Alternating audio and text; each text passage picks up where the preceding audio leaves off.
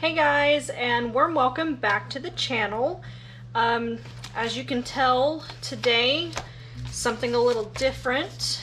I wanted to share with everybody how I select my ephemera and where I get it from and all the different sources that I use for that sort of thing. One of the reasons I'm doing this is because I'm about to start working more on my mini journals. I have been kind of saving up and purchasing items that I really want to use for these. This will be mostly for like my TikTok and reels on Instagram and some shorts on YouTube, but I'm probably going to compile them and put them together in larger videos at some point too.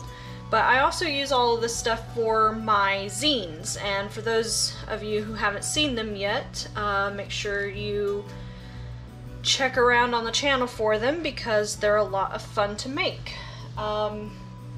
So yeah, one of the first things I wanted to go through was magazines. Just as a whole, magazines are great because they're usually a little bit on the cheaper side, and you can usually find them at thrift shops and things like that.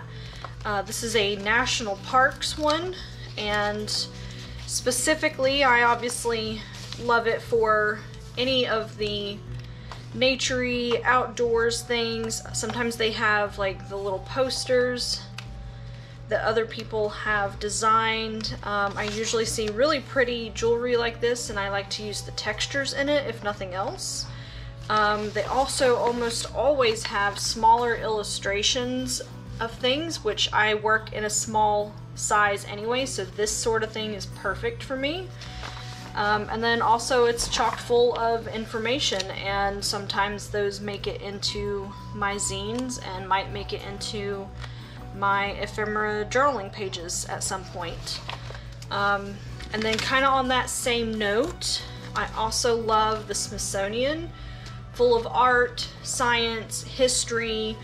You really can't go wrong, and if they for any reason just don't have great photography or art in them, like this page would be absolutely beautiful. If you can kind of imagine what this would look like in like a 2.5 by 3.5 sections, and I would totally cut this page out, probably in multiple pieces. I love all the greenery here, the rainy, cloudy day, beautiful. This one's almost already perfectly cut up for you, so I would possibly even do that, just like this one. Also, this page here is great for that. And like I was saying, if they don't have great photos, you can always use the text. Sometimes they have, illustrations. So yeah, Smithsonian is great. A National Parks Museum books are great. Time sometimes has some really great illustrations and photography. This one is a little bit more what I would use for like maybe some more background type stuff. They have nice heavy textures in a lot of their photography, and I really like that. Bold colors too. Usually their covers are really bright. Some more Smithsonian. You just, like, that is perfect. That's the whole idea of stuff like this, is finding really pretty illustrations. Like this one has a lionfish. Unfortunately, it looks like he's being eaten. I don't know. Didn't read the article, but lots of really good photography, art, sculpture. It looks like this one has some sculpture stuff in it. We all know we love bones, so maybe this one's got some good bones. Like, I would probably cut that gemstone out and use it, if nothing else, for some green aesthetic pieces. This one's really pretty with the mountains. Love this. Look at this house, like, covered in green stuff. Beautiful. I could probably find a reason to use that. Maybe even this sheep up here.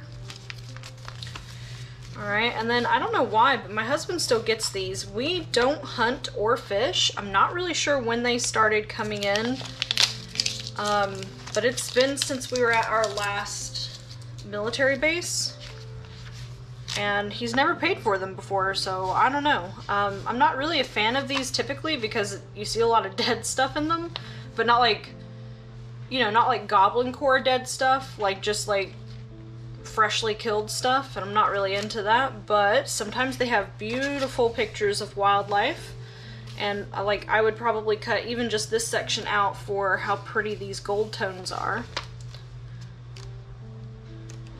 You never know. Like, I'm probably never going to use that, but I guess you just never know. This area here I would probably use, maybe even some of this lettering, especially since it's in green. So yeah.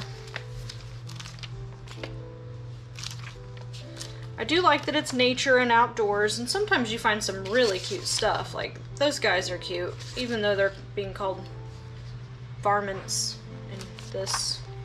Like that, gorgeous. 100% I would use this whole page.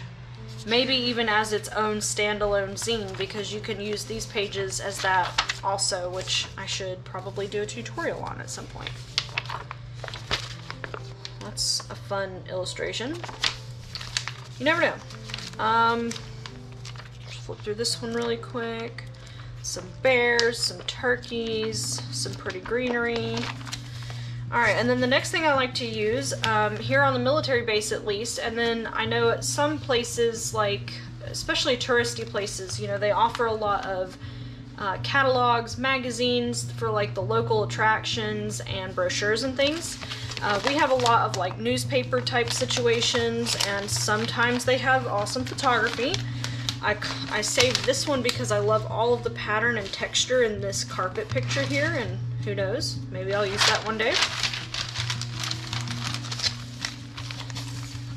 This one is a local magazine from here in Okinawa, and they've got beautiful photography, food, some anime stuff, some really cute like cartoon things. Like, that's beautiful. I don't know if I'll use them, but I might cut them up and save them for a rainy day. This kind of thing is gorgeous. This is all of the flowering bushes. So I'll use that. This is an old catalog from, actually it's a new catalog from where we used to go to college. So, you know, stuff like this. Maybe I need like a person, or I don't know, a football player in a piece. You just never know. Another local Okinawa one. Great for the text. Like that. This whole thing would be great to cut up. You never know. I also like to save catalogs from stores, because sometimes they have like little, I don't know, like maybe I would cut that out and use it as a piece, especially since I wouldn't have to, you know, draw that on my own if I wanted like some green aesthetic, you know, stuff like that.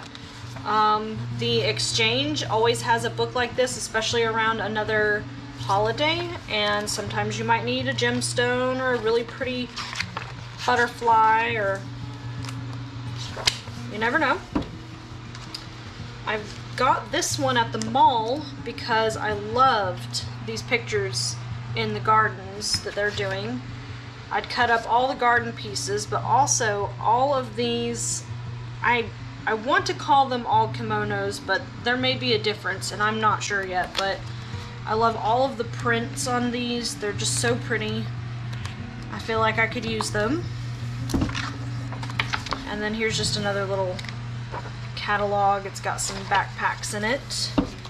And then last but not least, when I go thrift shopping, I like to find things with lots of heavy texture, because that really makes the dimension in your piece, you know, pop out. This is like some really, really thin tracing paper, because it is an old sewing pattern.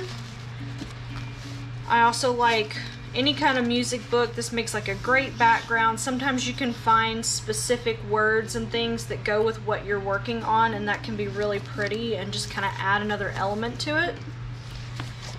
Any kind of like textured, heavy textured paper.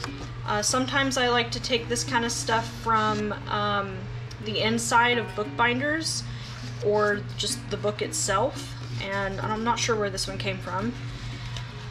And then the last thing today that I'll talk about is like these old kind of manuscript type deals, but like where they were obviously typed up, or at least, you know, the typewriter font was used. I like this because this is actually the look I really prefer for my stuff, this kind of old vintage thing. The paper is slightly yellowed. I loved the green and how it's just worn and has stuff all over it. These edges are like, you know, naturally patinaed, and I even kind of like the little ship here and, you know, stuff like that. So if you're looking for ephemera places, none of this cost me a dime. All of this was either from thrift stores, and they were super cheap. Like, I think I may have spent 25 cents on this whole book, and it did have a cover, but like I said, I usually take those apart and use them too. And then this one was free. All these magazines were free. Sometimes people will donate them to me. Sometimes when I'm done with them, I will, you know, then recycle them and stuff. So nothing goes to waste, and I really appreciate that. And that's kind of it. If you guys have any questions, please write in the comments below, and I'll see you on the next video. Bye, guys.